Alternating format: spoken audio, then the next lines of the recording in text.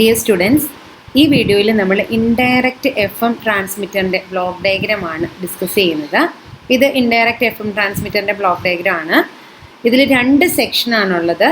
ഒന്ന് Armstrong face മോഡുലേറ്ററും അടുത്ത ഒരു സെക്ഷൻ എന്ന് പറയുന്നത് ആംപ്ലിഫയേഴ്സ് ആൻഡ് ഫ്രീക്വൻസി മൾട്ടിപ്ലെയർ സെക്ഷനുമാണ്. ഇവിടെ ഇൻഡയറക്റ്റ് ആയിട്ടാണ് FM ജനറേറ്റ് ചെയ്യുന്നത്. ദാറ്റ് ഈസ് ഇവിടെ നമ്മൾ മോഡുലേറ്റിംഗ് സിഗ്നൽ വേരി ചെയ്യുന്നത് കാരിയർ സിഗ്നലിൻ്റെ ഫേസിനെയാണ്. ദാറ്റ് ഈസ് ഇവിടെ നടക്കുന്നത് ഫേസ് മോഡുലേഷനാണ്.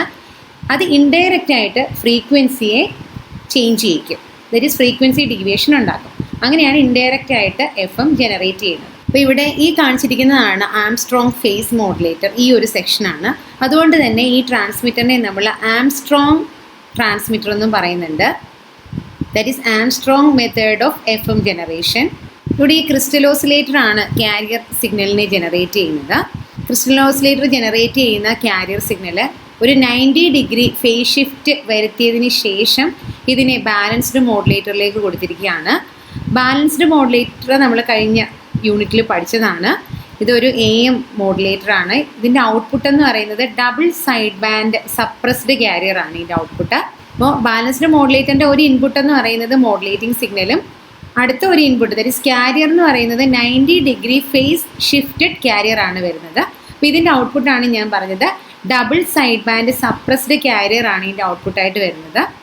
അതിനെ ഒരു കമ്പൈനിങ് നെറ്റ്വർക്കിലേക്കാണ് കൊടുത്തിരിക്കുന്നത്.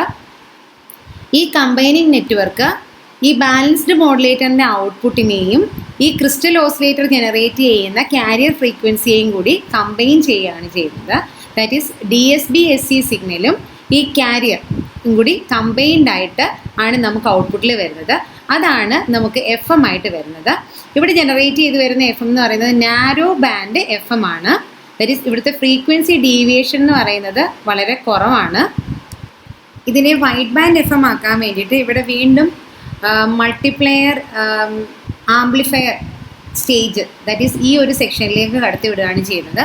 ഈ ഫ്രീക്വൻസി മൾട്ടിപ്ലെയർ എന്ന് പറയുന്നത് കുറേ മൾട്ടിപ്ലെയേഴ്സ് ഉള്ള ഒരു സെക്ഷനാണ്. അതുപോലെ ഇവിടെയും നമ്പർ ഓഫ് ഫ്രീക്വൻസി മൾട്ടിപ്ലെയേഴ്സ് യൂസ് ചെയ്യുന്നുണ്ട്.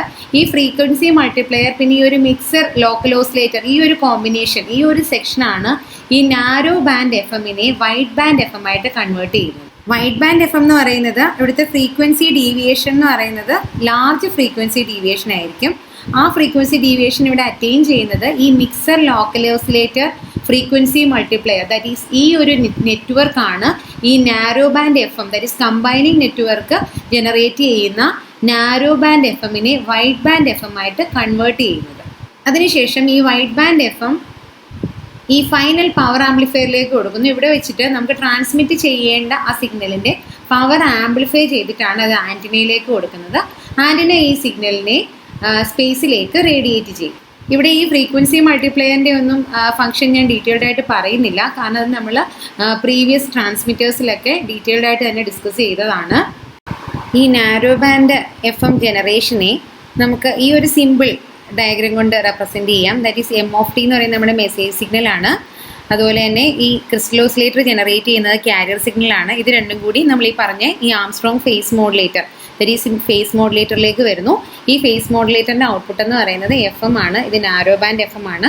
ഇതിനെ വൈഡ് ബാൻഡ് FM ആക്കാൻ വേണ്ടിയിട്ടാണ് ഈ ഒരു സെക്ഷൻ യൂസ് ചെയ്യുന്നത്. നെക്സ്റ്റ് ക്ലാസ്സിൽ നമുക്ക് pre emphasis and de emphasis discuss ചെയ്യാം. Thank U.